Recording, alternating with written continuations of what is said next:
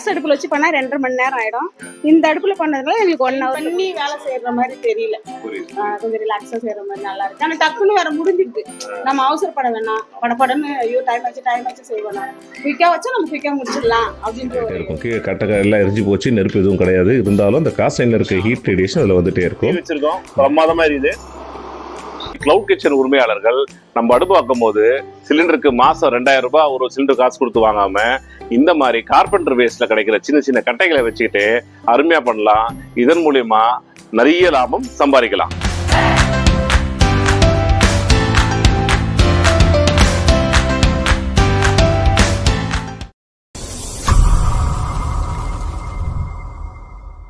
வணக்கம், நான் வரன் செந்தில் பேசுகிறேன். எல்லாரும் நலமா இருக்கீங்கன்னு நம்புகிறேன். இன்னைக்கு நம்ம எங்கே போகிறோம்னா, மேடவாக்கம் பக்கத்தில் இருக்கிற பெரும்பாக்கத்தில் கிருஷ்ணா நகரில் யாண்டும்னு ஒரு கிளவுட் கிச்சனில் நம்ம அடுப்பு கொடுத்துருக்கோம். அதோட பர்ஃபார்மன்ஸ் பார்க்க போகிறோம். இப்போ எங்களுக்கு என்ன மேலும் மேலும் ஆர்வம் தோணுதுன்னா, இந்த ஃபர்ஸ்ட் உங்க பேரை வச்சு சொல்லுவோம். யாண்டும்னு இருக்கு, ரொம்ப ஸ்டைலிஷாகவும் இருக்கு. கொரியன் நேமா சைனீஸ் நேமா எங்களுக்கு புரியல. நீங்க யாண்டும் பத்தி எங்களுக்கு கொஞ்சம் சொல்லுங்களேன். யாண்டும் என்ன நடக்குது, நீங்க யாண்டும்ல என்ன பண்றீங்கன்றத.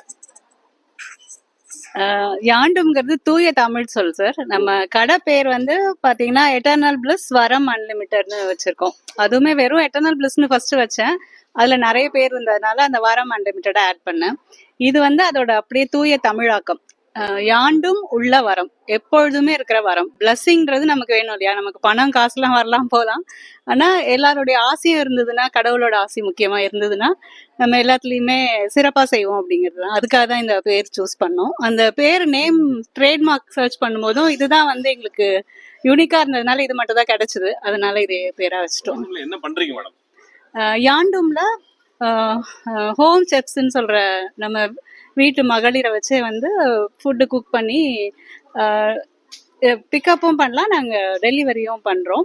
3 வேளையுமே வேற வேற பேட்ச் மாதிரி வருவாங்க. எல்லாருமே வீட்டில் இருக்கிறவங்க லேடிஸ் தான். அதனால ஒரு அம்மாவோட கைமணத்தோட எப்படி உங்களுக்கு வீட்டில் சமையல் தயாராகுதோ அதே மாதிரி இங்கேயும் தயாராகுது. கூடுதலாக பார்த்தீங்கன்னா எல்லாமே எங்கள் கடையில் இருக்கிற விளைபொருட்கள் தான். நாங்கள் டெய்லி போடுற மெனுவே கடையில் இருக்க பொருட்களை வச்சு தான் போடுவோம். அன்னைக்கு என்ன வெஜிடபிள் இருக்கோ ஃப்ரூட் இருக்கோ அதுக்கேற்ற மாதிரி தான் இங்கே உள்ள டயட் இருக்கும். மெனு டெய்லி போட்டுருவோம். இப்போ முந்தின நாளே ஆர்டர் எடுத்து அடுத்த நாள் எல்லாமே சமைச்சு கொஞ்சம் கரெக்டா செய்யறது. இதுல போடுற இன்கிரிடியன்ட்ஸ் பத்தி கொஞ்சம் சொல்லுங்க மேடம். எல்லாமே இயற்கை விளைபொருட்கள் தான். ஒரு கடுகு உளுந்துல இருந்து எங்க கடையில இருந்தா எடுக்கிறதுனால ஃபுல்லா ஆர்கானிக். அது மாதிரி கருவேப்பிலை, காய்கறிகள், பழங்கள் எல்லாமே வந்து இயற்கை மட்டும்தான். என்ன மாதிரி? செக்கு எண்ணெய் மட்டும் தான் யூஸ் பண்ணுறோம். மர செக்கு எண்ணெய், கடலை எண்ணெயும் நல்லெண்ணெய். அதுக்கு அடுத்தா ரைஸ் பிரான் ஆயிலும் யூஸ் பண்றோம். இல்ல அதுவும் முழுக்க நாங்க தான். ஏன்னா ஆமா எங்ககிட்ட எல்லா பொருட்களும் இருக்கு இல்லையா? அதனால இவங்களே இந்த செப்ஸே வந்து வறுத்து அரைச்சுப்பாங்க.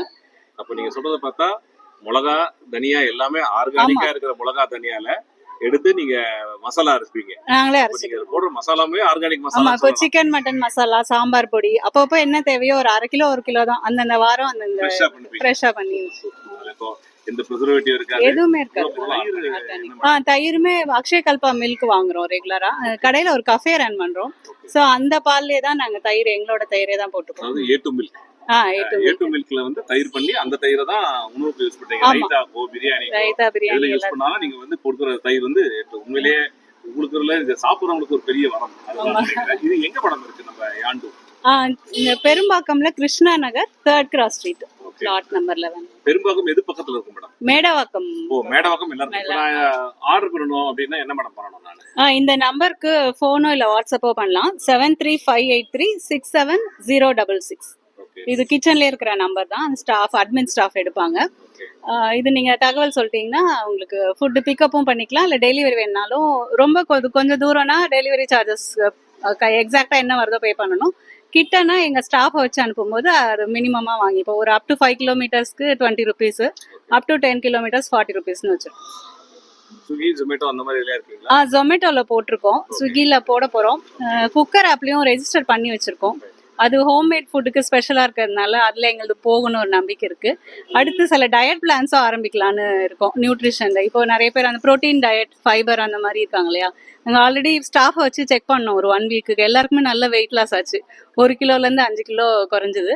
7 AM to 7 PM டயட் மாதிரி 3 வேளைக்கும் நம்மளே, அதாவது கார்போஹைட்ரேட் இப்போ இட்லி 3 சாப்பிட்றோன்னா 1 2 கொடுத்துட்டு அதற்கு பதிலாக பழங்கள், ப்ரோட்டீன் டயட், எக்கு, நான்வெஜ் சாப்பிட்றவங்களுக்கு வெஜ்ஜாக இருந்தால் பன்னீர், சாலட்ஸு எல்லாமே நம்ம ஃப்ரெஷ் வெஜிடபிள்ஸுங்கிறதுனால நல்ல டிஃப்ரென்ஸ் இருக்கும் உங்களுக்கு. அது லான்ச் பண்ணலாம். பேக்கிங்க்குமே நாங்கள் இந்த கரும்பு சக்கை பாக்ஸு, சுகர் கேன் பகாசின்னு சொல்லுவாங்க, அதில் செஞ்சதான்.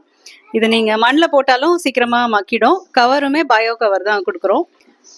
இன்னைக்கு சிக்கன் பிரியாணி ப்ரீ ஆர்டர் எவ்வளோ வந்திருக்குப்பா? இன்னைக்கு ஆர்டர்ஸ் இன்னைக்கு 15+ வந்திருக்கு.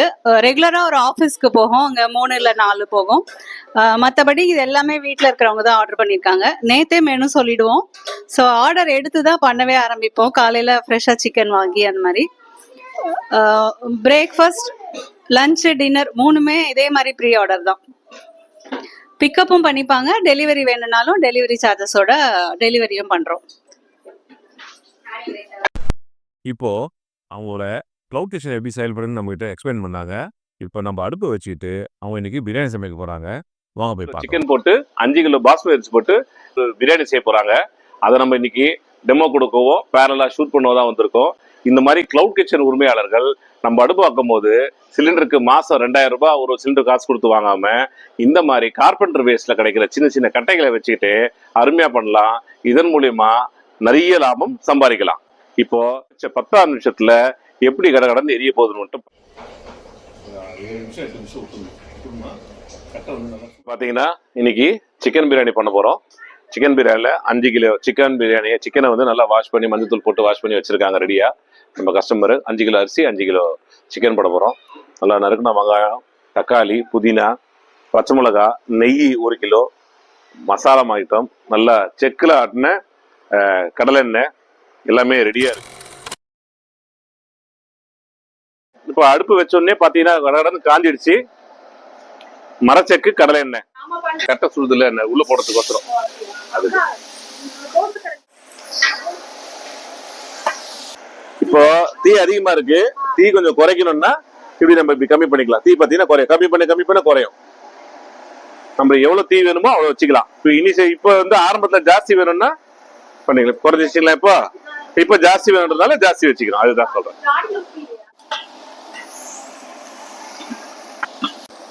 வெங்காயம் நல்லா வதக்கியாச்சுங்க. அப்புறம் மசாலா போட்டாச்சு எண்ணெயில. எப்படிமா தீ உங்களுக்கு போதுமான அளவு தெரியுதா? நல்லா இருக்கா? நம்ம 10:30 மணிக்கு ஆரம்பிச்சிருக்கோம். வெங்காயம் அடுப்பு காலி பாத்திரத்தை வச்சு எண்ணெய் ஊத்தணும். அதெல்லாம் 10 மணிக்கு கரெக்டா டைம் பார்த்திருக்கோம். இப்போ பிரியாணி முடிக்கும் போது எத்தனை மணிக்கு முடியுதுன்னு நம்ம டைம் பார்ப்போம். இஞ்சி பூண்டு பேஸ்ட் போடுறோம். நல்லா போடுறாங்க. இப்போ இந்த டைம்ல என்ன பண்ணிட்டாங்கன்னா அதுல சூடு அப்படி நல்லா இருந்ததுனால அப்படியே வந்து அடுப்பு வந்து நம்ம டோட்டலா ப்ளோயர் ஆஃப் பண்ணிட்டோம். ஏன்னா இதுல வரை ஹீட்டே போதும் அப்படின்ட்டாங்க. அதனால ப்ளோயர் ஆஃப் பண்ணிட்டு தான் டோட்டலா இப்போ வந்து இஞ்சி பூண்டை வதக்குறாங்க. ஏன்னா இஞ்சி பூண்டு வந்து டக்குன்னு அடி பிடிச்சிரும். அதனால அடுப்பு வந்து ப்ளோயர் பார்த்தீங்கன்னா இங்க நம்ம ப்ளோயர் வந்து அப்படியே பக்காவா ஆஃப் பண்ணிட்டாங்க. அடுப்பு பார்த்தீங்கன்னா சாதாரணமா எரியுது. ப்ளோயர் இல்லாத போட ஆன் பண்ணாதனால சாதாரண அடுப்பு மாதிரி எரியுது, பெருசா இல்லை. இப்போ நல்லா பச்சை வாசனை போயிடுச்சு.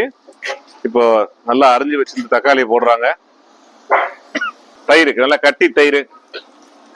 ஏன் இவங்கனால எல்லாமே அழகா ஆர்கானிக்கா மரச்செக்கு எண்ணெய், கேட்டு மில்க்ல தயிர் இதெல்லாம் அழகா பண்ண முடியுது அப்படின்னு கேட்டீங்கன்னா வர மெட்டல் பேஸ்ட் ஒரு ஆர்கானிக் ஸ்டோப் இங்க வச்சிருக்காங்க. அதனால இவங்கனால வெறும் பிரியாணி கொடுக்காம ஆர்கானிக்கா ஒரு பிரியாணி ரொம்ப அருமையா அதுல போடுற இன்கிரீடியன்ஸ்லாம் ரொம்ப சுத்தமான இன்கிரீடியன்ஸ்லாம் போட்டு பண்றாங்க. அதனாலதான் இவங்களால சாத்தியமாகுது. நம்ம நல்லா ஃப்ரெஷ் சிக்கன் கட் பண்ணி, ஃப்ரோசன்லாம் கிடையாது, ஃப்ரெஷ்ஷா சிக்கனை கட் பண்ணி நல்லா 4-5 முறை தண்ணியில கழுவி மஞ்சத்தூள் போட்டு கழுவி நல்லா கழுவுன சிக்கனை எடுத்து நம்ம போடுறாங்க. மசாலாக்கு யூஸ் பண்ற மூலப்பொருள் தனியா, மிளகா எல்லாமே ஆர்கானிக். சாதாரண சும்மா கடையில வாங்கிட்டு ஹோல்சேல் கடையில வாங்கி போட்டு அரைக்கிற போல கிடையாது. எல்லாமே ஆர்கானிக் மிளகா. அதை நல்லா கழுவி காய வச்சு இவங்களே அந்த மசாலா அரைக்கிறாங்க. ஸோ இது வந்து எந்த ஒரு பிராண்டட் கம்பெனி தான், கார்பரேட் கம்பெனி இல்லாம இவங்களே ஆர்கானிக் மிளகா, ஆர்கானிக் துனியாவை நல்லா வெயில்ல காய வச்சு இவங்களே மசாலா அரைச்சிக்கிறாங்க. அதுக்கான எக்யூப்மெண்ட் எல்லாமே உங்ககிட்ட இருக்கு.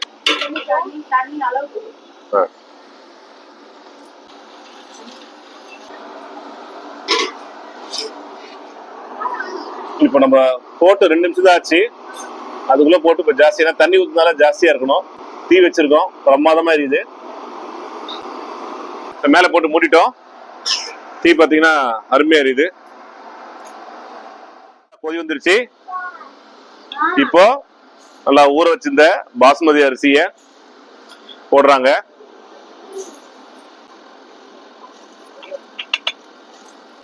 நீங்க இதுக்கு முன்னாடி கட்டையில சமைச்சிருந்தீங்க இல்லைங்க, இதுக்கு உங்களுக்கு வேக வித்தியாசம் தெரியுதுங்களா?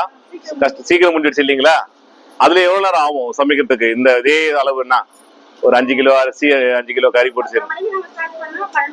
12 மணி ஆயிடும். Okay okay. சரி. ஆமா ஆமா ஆமா.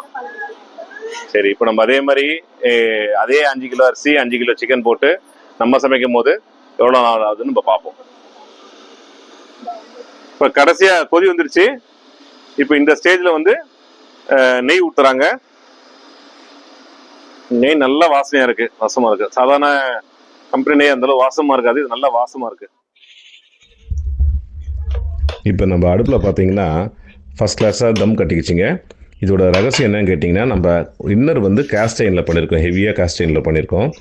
அதனால் ஹீட்டு வந்து உள்ளே அப்சார்ப் பண்ணி வச்சுக்கும். அந்த தம் கட்டுறதுக்கு சாதாரணமாக சுற்றி வந்து கறியில் கங்கு வந்து சுற்றி ரவுண்டு ஷேப்பில் போடுவாங்க. அதுக்கேற்ற மாதிரி நம்ம அடுப்போட இந்த விளிம்பு வந்து அதே ஷேப்பில் இருக்கிறதுனால அதுலேருந்து ஹீட் வந்து கான்ஸ்டண்ட்டாக ரேடியேட் ஆகிட்டே இருக்கும். கீழே கட்டை எல்லாம் எரிஞ்சு போச்சு, நெருப்பு எதுவும் கிடையாது. இருந்தாலும் மேலே தேவைப்பட்டால் கங்கு வந்து தொட்டுக்கு போட்டு அது மேலே மூடி போட்டு போட்டுக்கலாம். அதர்வைஸ் இந்த அடுப்பை பொறுத்த வரைக்கும் அழகாக நம்ம அடுப்பே தம் கட்டிக்கும். விறகு அடுப்பு வச்சு பண்ணா 2 மணி நேரம். வேலை சூப்பரா கேட்க முடியும். நல்லா வந்திருக்கா? பதம் எப்படி இருக்கு? நல்லா சூப்பரா வந்திருக்கு. சூப்பரா வந்திருக்கு. உங்களுக்கு கஷ்டமா இருந்தா கேஸ்ல இதுக்கு என்ன வித்தியாசம் பாத்தீங்க? கேஸ் 2 மணி நேரம் அதிக நேரம் தோல் வலிக்க கிண்டினே இருக்கணும். அது ஒரு கொஞ்சம் ஹைட்டா வேற இருக்கும். அது இது வந்து கை வலி தெரியல. அப்புறம் விறகு கீழே விறகடுக்கும் அதுவும் எனக்கு பிரச்சனை இல்லை. கீழே வச்சு பண்றதுனால புகை கண்ணுக்கு புகை டக்குன்னு சாப்பாடு புகை வாசனை வரும்ல ஒரு டைம். இப்போ நம்ம சமைச்ச பிரியாணி இங்க பேக்கெட். இப்போ இந்த அடுப்புல சமைக்கிறீங்க ரெகுலரா, இந்த அடுப்புல ஒரு பிரியாணி பண்றதுக்கு எவ்வளவு நேரம் ஆகுது? 2.5 மணி நேரம். 2.5 மணி நேரம். இதே நம்ம அந்த விறகு அடுப்புல செஞ்சீங்க, அது எவ்வளவு நேரம் ஆச்சு? அது 2.5 மணி நேரம் தான். அது 2.5 மணி நேரம் 2 மணி நேரத்துல முடிஞ்சிடும். ஆனா இதுதான் கொஞ்சம் லேட் ஆகும். சரி, நம்ம அடுப்புல சாப்பிட்டீங்களே டர்போ அடுப்பு, அதுல எவ்வளவு நேரம் ஆச்சு? 1 hour ஆயிடுச்சு. 1 hour ஆயிடுச்சு. உங்களுக்கு எந்த அடுப்பு கொடுத்தா சந்தோஷமா இருப்பீங்க? இந்த அடுப்புக்கு தான் சந்தோஷமா இருப்பீங்க. Okay okay okay. கை வலிக்குது. ஆனா காலையில எனக்கு அந்த டயர்டே தெரியல. ஏதோ வேலை செய்யாத மாதிரி இருந்துச்சு. ஆனா இப்போ வந்து இதை செய்யறதுக்கு ரொம்ப டயர்டா இருக்கு. இருக்கீங்க, ஷோல்டர் வலிக்கும். இப்ப 2 மணிக்கு ஆரம்பிச்சீங்களா?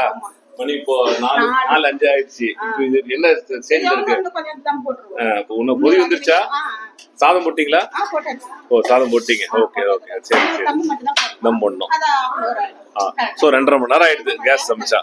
Okay okay. சரி சரிங்க. உங்களை மாதிரி கிளவுட் கிச்சன் பண்றவங்களுக்கு மத்தவங்களுக்கு ரெக்கமெண்ட் பண்ணீங்களா? நம்ம அடுப்ப டர்போ ஸ்டவ் பண்ணுவீங்க இல்லையா? கண்டிப்பா. Okay okay okay. ரொம்ப ஈஸியா இருக்கு. அனல் இல்ல, ஒரு இந்த வேர்வை அந்த மாதிரி ரொம்ப உடம்பு ஸ்ட்ரெயின் பண்ணி வேலை செய்யற மாதிரி தெரியல. கொஞ்சம் ரிலாக்ஸா செய்யற மாதிரி நல்லா இருக்கு. ஆனா டக்குன்னு வேற முடிஞ்சிருது. நம்ம அவசரப்பட வேணாம், படப்படன்னு ஐயோ டைம் ஆச்சு செய்வேனா, குயிக்கா வச்சா நம்ம குயிக்கா முடிச்சிடலாம் அப்படின்ற ஒரு டைம். ஆனாலும் பரவாயில்ல, நம்ம டக்குன்னு முடிச்சிடலாம் 1 hourல அப்படின்னு ஒரு ஏமாந்து. இதுனா ஐயோ 2.5 மணி ஆகும், 2 மணி நேரம் ஆகும், 2 மணி யோசிக்கிட்டே செஞ்சுட்டு இருக்கு. டைம் ஆயிடுச்சு இப்ப 5 மணிக்கு டெலிவரி தரணும். அதனால பயம் 4 ஆயிடுச்சு, இன்னும் 1 மணி நேரம் இருக்கே அப்படின்ட்டு ஒரு பயம் வந்துட்டே இருக்கு. அதுதான். ஆனா இது நல்லா ஈஸியா இருக்கு. நன்றிமா, நன்றி.